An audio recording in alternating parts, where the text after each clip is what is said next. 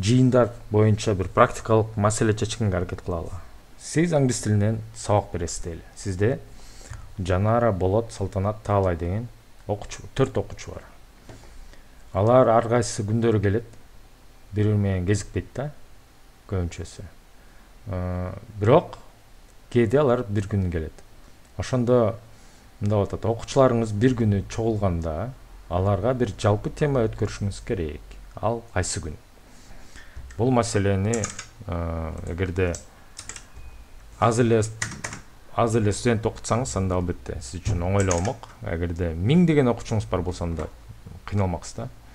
Келиңиз, анда Жанара set деп туруп, Жанаранын келген күндөрүн жыйынга айландыралы. Болоттукундагы так ушундай кылабыз.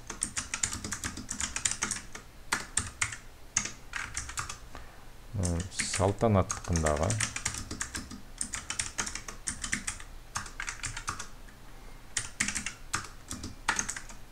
Таалайдындагы set жыйынын чыгаралы.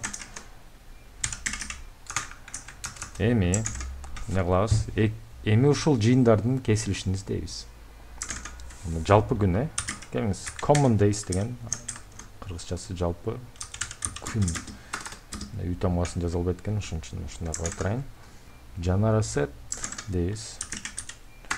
Жанара set.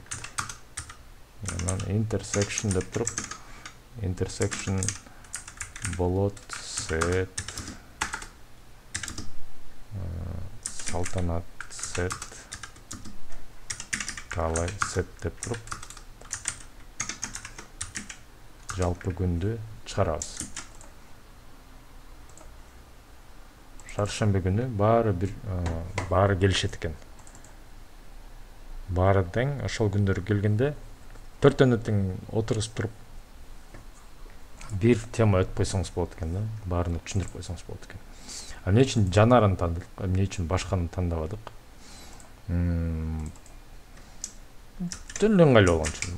Мындай да кылсак болот окшойт, бирок мен кепилдик бере албайм. Мындай иштетип көрбөптүрмүн. Келиңиздер көрөлү. Азыр түшүндүрүп берем.